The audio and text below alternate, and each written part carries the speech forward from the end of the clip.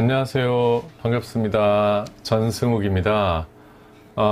오늘 우리 죽음에 관한 이야기 두 번째 시간입니다. 굉장히 오랜만에 뵀죠.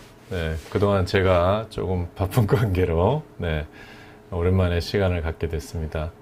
오늘 길지 않지만 또 애도라는 아주 중요한 주제를 가지고 여러분들하고 함께 이야기를 좀 나눠보도록 하겠습니다. 먼저 소개해 드릴 것은 이제 죽음에 대한 그림책인데요. 제가 요즘 나이가 들면서 노안이 왔어요. 노안이 오다 보니까 글씨가 아주 작고 글이 많은 책은 좀 읽기가 힘들더라고요. 그런데 최근에 아주 발견한 좋은 책이 있는데 그게 바로 그림책이더라고요. 그래서 옛날에 그림책은 아이들만 읽는다고 생각했는데 요즘 그림책을 보는데 내용도 너무 좋지만 그림이 너무 이쁜 거예요. 그래서 그림책을 보다가 보니까 또 제가 하고 있는 이 일에 관한, 죽음에 관한 그림책들이 좋은 게 아주 많아가지고 요즘 그거 보는 재미에 아주 푹 빠졌습니다. 그래서 오늘도 그림책 하나를 들고 나왔는데 먼저 이제 그걸 여러분들께 소개를 시켜드리고 또 오늘 애도에 관한 이야기를 좀 나눠보도록 하겠습니다. 오늘 들고 나온 거는 요 책입니다. 네. 나는 죽음이에요. 보이시죠? 네. 이 나는 죽음이에요 라는 책은 엘리자베스 헬란 라슨이 쓰고 마린 슈나이더가 그림을 그렸습니다. 그리고 우리나라 장미경 씨가 번역을 했고요. 출판사는 마루벌이네요. 네. 마루벌이라는 출판사에서 출판했는데 이게요 내용도 너무 좋고 정말 이게 아이들로부터 읽을 수 있는 삶과 죽음에 대한 성찰의 내용일까 하는 정도로 짧지만 삶과 죽음에 대한 성찰의 이야기가 매우 깊어요. 그래서 너무 여러분들한테 추천해주고 싶고, 그리고 그림책이잖아요. 그림책은 그림이 너무 예뻐요. 그래서 그림 또 보시면서 읽어보시면 아주 도움이 많이 됩니다. 그 중에 제가 몇 장만 좀 읽어드리면 이렇습니다. 네, 제가 오랜만이라 좀 어설프고 그래도 용납해 주시고 천천히 저랑 가보시길 바래요. 자, 요 부분인데요. 보이시죠? 그림이 너무 이쁘죠? 네. 이렇게? 네. 예. 이게 첫 장인데 이렇게 돼 있어요. 나는 죽음이에요. 삶이 삶인 것처럼 죽음은 그냥 죽음이죠. 네. 죽음이 자전거를 타고 꽃들이 만발한 숲속을 싹 지나가고 있습니다. 첫 장면 좀 어떠세요? 네, 느낌이 좀 괜찮죠? 네. 이렇게 쭉 넘어가다 보면은 여러 그림들이 있고요. 할머니 발밑에서, 뜨개질하는 할머니 발밑에서 이렇게 죽음이 옆에서 노는 강아지처럼 이렇게 있는 모습도 있어요. 여기 보면 나는 오래 살아 주름이 많은 사람들을 자주 찾아가요. 오래 산 사람들의 삶은 신비로움으로 가득해요.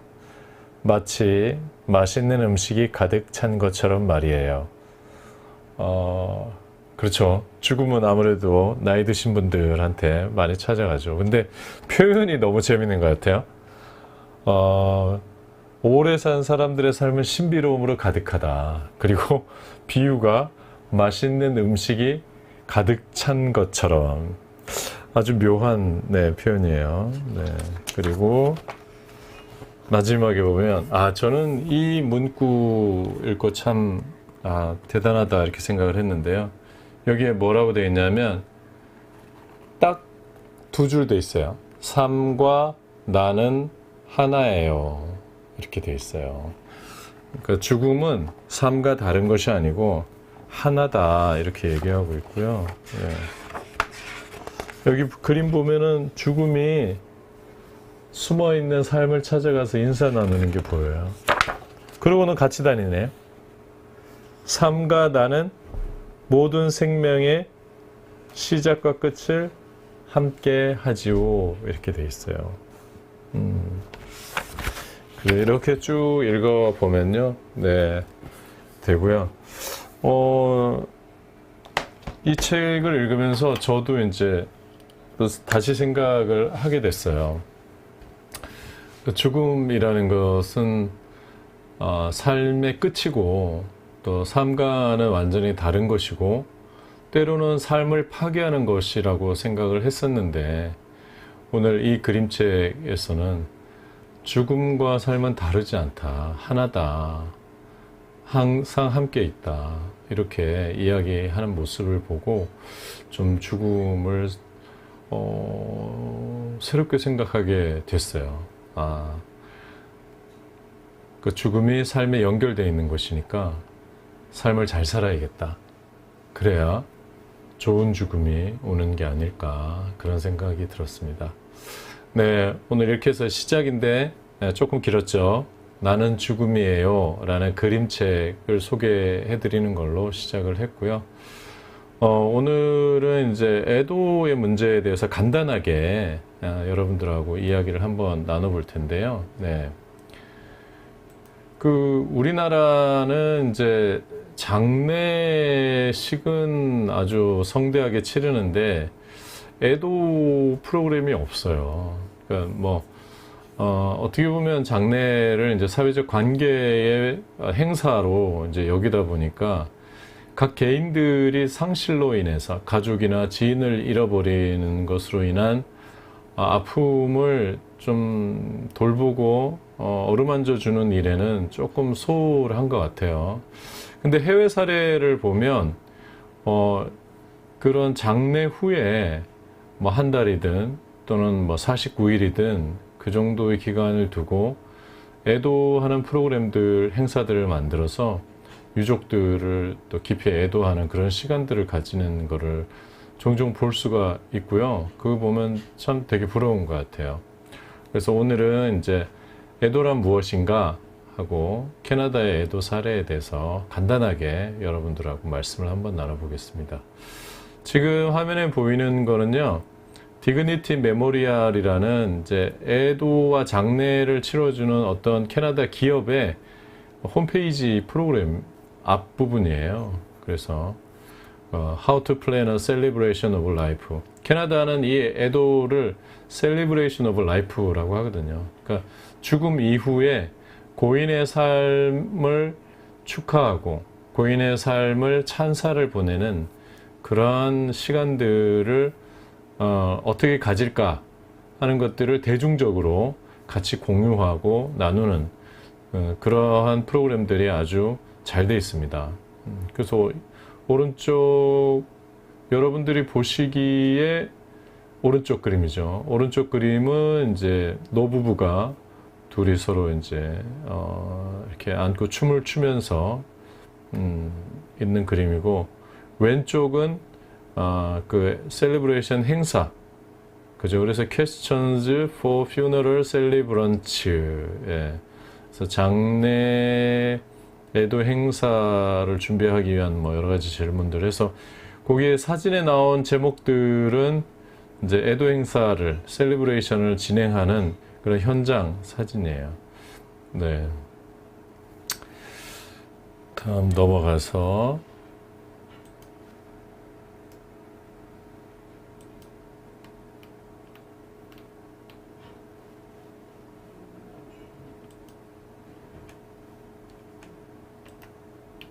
네. 애도란 무엇인가? 네. 애도라는 것은 사실 이제 슬픔이죠. 애도는 영어로 하면 그리프라는 건데, 사랑하는 사람을 잃어버린 후에 겪게 되는 일반적인 반응을 또 애도라고 이렇게 표현을 해요. 그리고 애도의 반응은 개인마다 문화마다 아주 다양하다라고 국립정신건강센터 국가트라우마센터에 있는 홈페이지에 보면 이렇게 적어 놓고 있어요.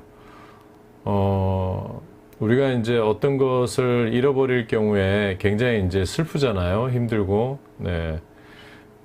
그때 느끼는 감정, 굉장히 허전하고 상실감이 들고, 근데 이제 물건을 잃어버려도 그런데, 평소에 이제 함께 지내던 사랑하는 사람이 죽고 나서, 그런 이제 허전함과 슬픔은 뭐 말할 수 없이 깊겠죠. 네.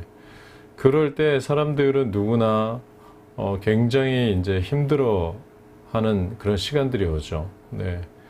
그런 시간들을 애도 시기라고 하고, 또 그러한 시기에 겪는 개인들과 또 어떤 공동체의 행동과 반응들을 애도 반응이다. 이렇게 이제 우리가 얘기를 하는데요.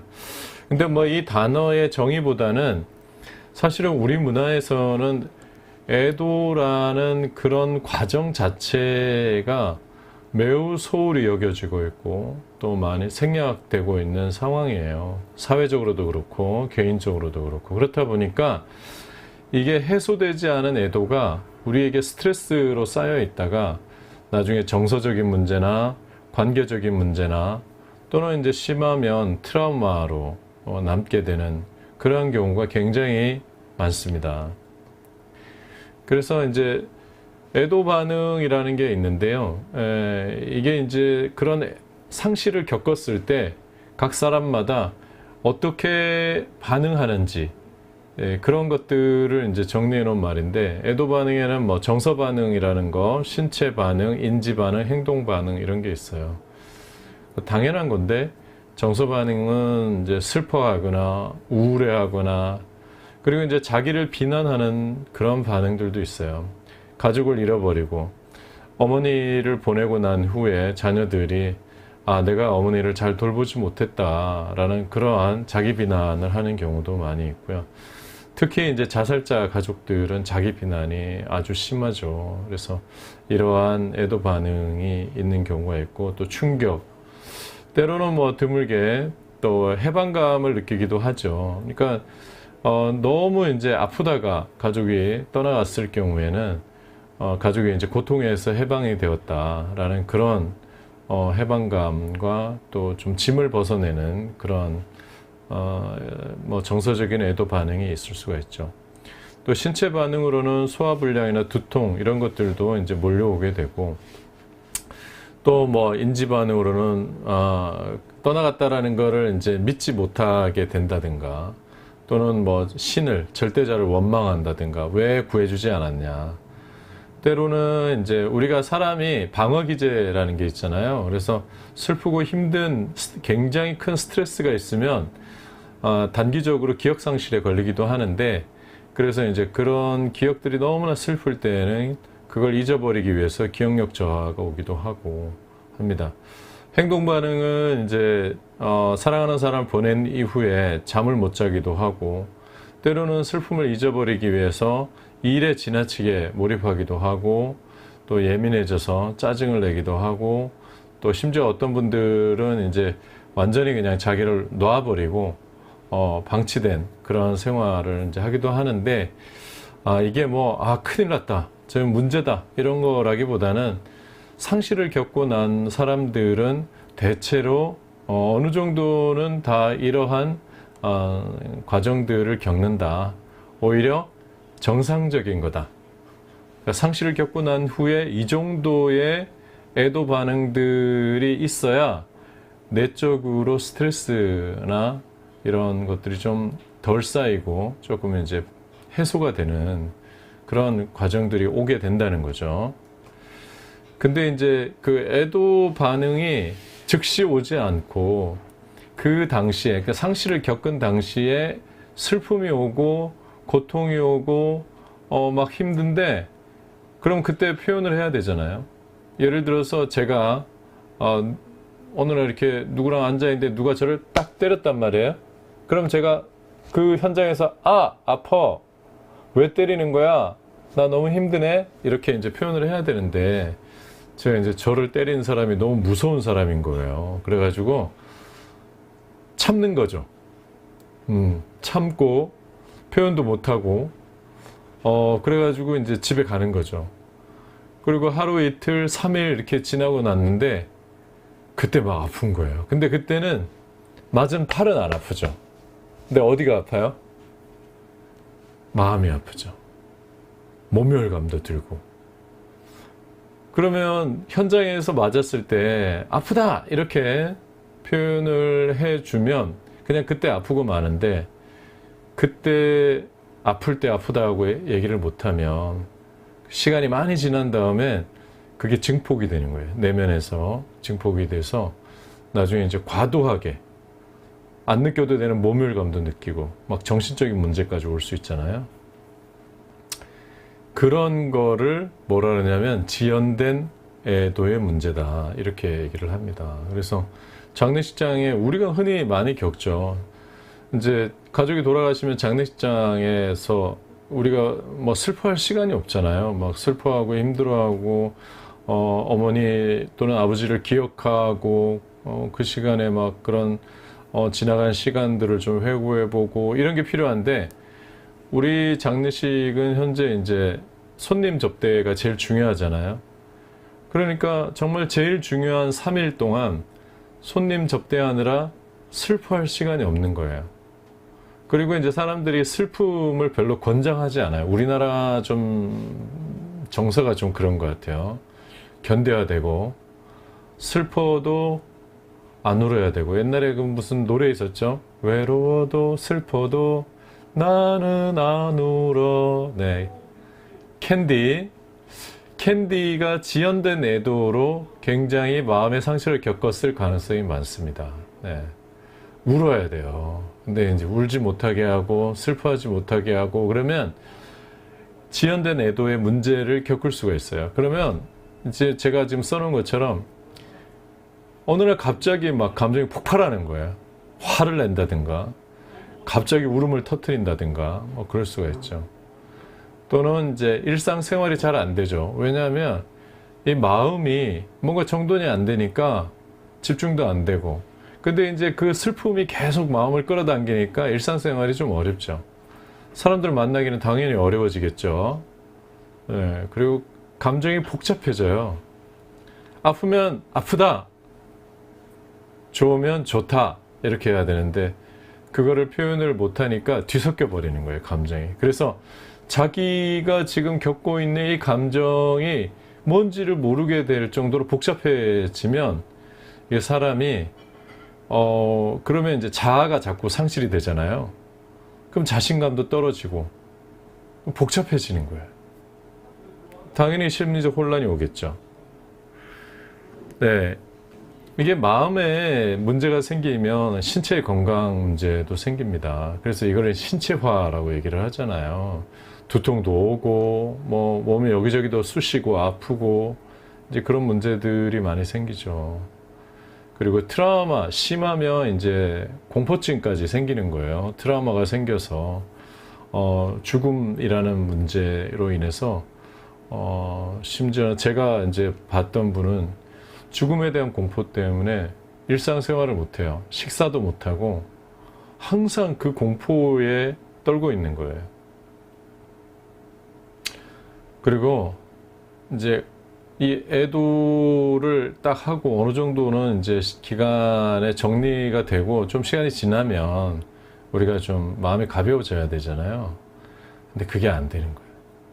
그래서 계속 크게 슬퍼하지도 못하지만 그렇다고 슬픔을 벗어내지도 못하는 우울의 상태로 계속 가게 되는 거죠. 그러면서 이제 자기 비하도 하고 그러면서 계속 뭔가 이렇게 무거운 구름이 마음에 낀 그런 상태를 가져가게 됩니다. 그리고 네, 자기 인식에서의 이제 문제가 생기고 또 사회적인 고립도 생기고 이렇게 되죠. 그래서 애도의 문제를 지연시키지 말고 애도해야 될 상황이 발생했을 때 적절한 애도의 과정과 또 애도를 돕는 사람들을 통해서 그때그때 해결하는 것이 정신건강에 매우 좋다라고 이야기하고 있습니다. 그래서 저는 이제 추천하기는 애도를 혼자 하는 것보다는 아무래도 상실로 인한, 가족을 보낸 것으로 인한 문제는 이 애도는 공동체가 같이 겪고 있는 문제잖아요. 나만 슬퍼할 것 같지만 또 다른 사람들도 함께 슬퍼하는 사람들이 많거든요.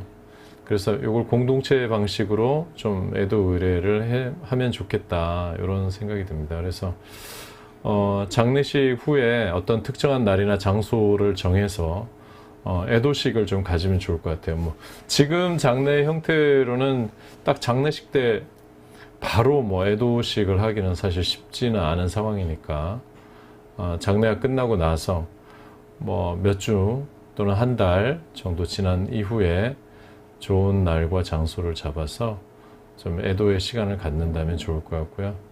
네. 좀 감정이 조금 누그러진 이후에 갖는 것도 괜찮고, 그리고 무엇보다도 뭐 애도 의례라는 거는 이제 종교적인 의례도 필요하겠죠. 종교가 있으신 분들은 뭐 기독교든 불교든 또 다른 종교든 종교가 있으신 분들은 자기 종교에 맞춘 애도 의례를 하면 좋겠지만, 더 좋은 것은 고인이 살아왔던 삶, 또 유족과 고인이 공유했던 추억들, 이러한 것들을 가지고 애도의 프로그램을 짜는 게 가장 좋습니다. 네. 그런 사례를 제가 조금 이따가 캐나다 사례를 보여드리고요.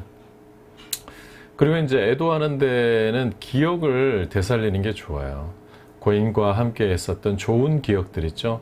나쁜 기억들은 잊어버리는 게 좋죠. 네, 나쁜 기억들은 이제 정리해서 버리고 좋은 기억들만 잘 정리해서 함께 나누게 되면 아주 좋은 애도의 시간이 됩니다. 그리고 이제 함께 모인 뭐 유족들이든 또 애도에 참여한 분들이든 조문객들이든 같이 이제 위로하고 다독거리는 시간을 가지면 그때 유족들이 상처가 많이 치유가 되죠. 그래서 아주 좋은 시간을 가질 수가 있습니다. 그래서 공동체 방식으로 애도하시기를 추천드립니다.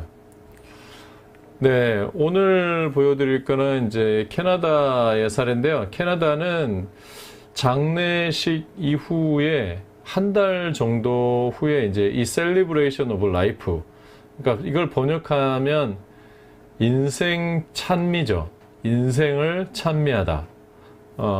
그런 뜻인데, 요거를 애도식으로 이제 가져요. 그래서, 요때는 아주 장례식과는 다른 좀 캐주얼한, 그런 분위기에서 유족들이 애도 이 셀리브레이션 오브 라이프를 마련하고 장례식에 왔던 분 또는 장례에 참석하지 못했던 분들을 다 초청해서 모셔서 좀 이렇게 밝은 분위기에서 애도하는 시간을 갖습니다. 그래서 여기 이제 제가 써놓은 것처럼 기쁨과 감사의 분위기로 가져요. 그러니까 장례 때 당일날은 아무래도 이제 슬픔 또 상실 이런 것들을 표현하는 그런 무거운 좀 포멀한 분위기를 한다면, 요 이제 셀레브레이션 오브 라이프에서는 좀 기쁨, 감사. 근데 뭐 그러면 고인이 떠나간 게 기쁘냐, 그런 게 아니라 고인이 우리와 함께 살았던 시간들이 참 기쁨이었다. 그리고 고인이 우리와 함께 했던 시간들의 또 모든 사건들과 기억들에 대해서 감사한다라는 거예요. 그래서 좀 밝은 분위기로 진행이 되고요. 그래서 오른쪽에 써놓은 것처럼 가능하면 검은 옷 대신에 좀 밝은 옷.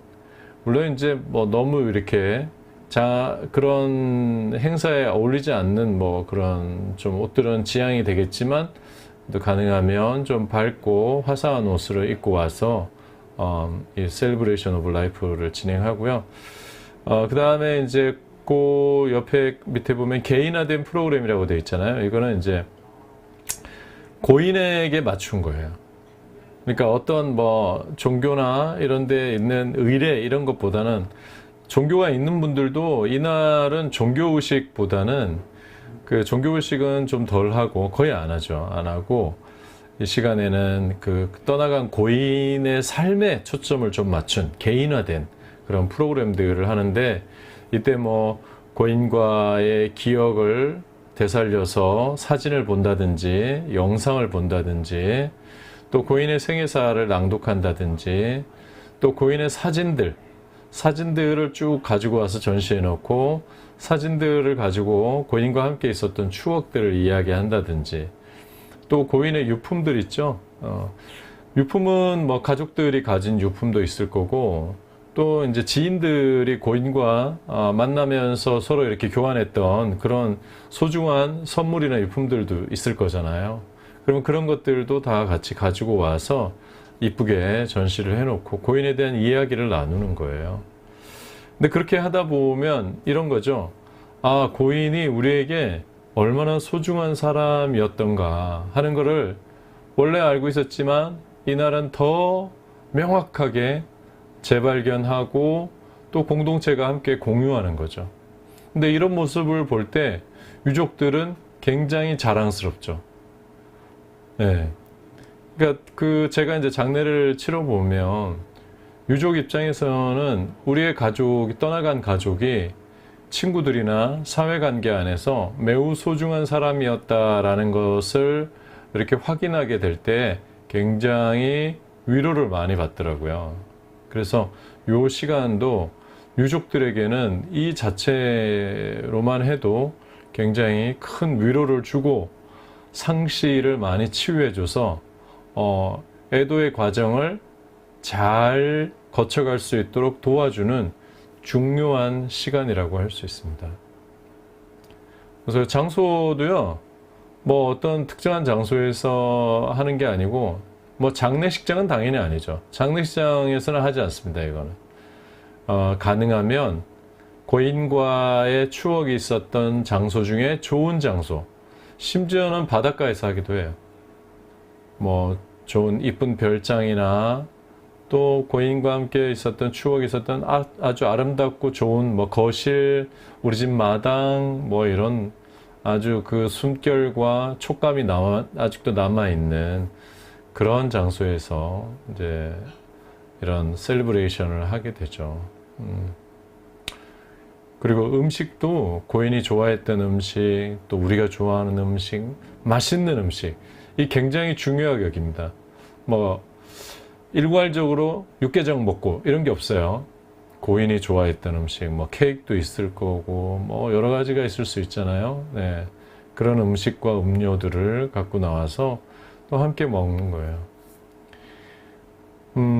그리고 마지막으로 중요한 게 기부와 봉사 프로그램이 있어요. 이 사람들, 저는 이걸 보고 참 이렇게 마음에 깊이 생각하게 되더라고요. 그러니까 장례라는 게 우리는 아직까지는 장례가 어떤 사회적인 관계성 또는 거래 관계의 어떤 확인이잖아요. 우무방어전? 좀 나쁘게 얘기하면 그런 느낌에서 그냥 끝나는 건데, 그러고 나면 쓰레기도 엄청 많이 나온단 말이에요. 장례식장에 쓰레기 정말 많이 나와요. 근데 여기는 이 셀리브레이션을 할 때는 꼭 넣는 게 거기에서 나온 기부금이 있다면 그거를 뭐 어떤 어려운 사람들을 돕는 단체에 기부를 한다든지, 또는 거기에 모였던 사람들이 어떤 봉사를 하기로 한다든지, 또는 기후 위기를 위해서 나무를 심기로 한다든지, 고인의 이름으로 그런 일들을 꼭 넣고 있어요. 그래서 한 사람의 죽음이 그냥 죽음으로 끝나고, 그러니까 그 어떤 사회적 관계에서 의무방어전을 하는데 마치는 그런 수준이 아니고, 유족을 위로하고 아름다운 기억을 함께 공유하면서 유족과 지인들이 함께 가졌던 상실의 상처를 치유하고, 그리고 사회적으로는 떠나는 마지막에 사회적으로 좀 유익을 끼치고 고인이 떠나갔다라는 것까지 남은 사람들이 이제 만들어 주는 거죠. 저는 이런 장례를 하고 싶습니다. 여러분들은 좀 어떠신가요? 떠나가는 마당에 좀 뭔가 아름다운 발자취를 남겨두고 좀 가야 되지 않을까요? 네. 오늘은 여기까지 하고요. 다음 시간에 다른 해외 사례들 조금 더 함께 나눠보고 우리가 구체적으로 한국 내에서 어떻게 좀 준비할 수 있을지 방법에 대한 것들도 함께 이야기 나누도록 하겠습니다. 감사합니다.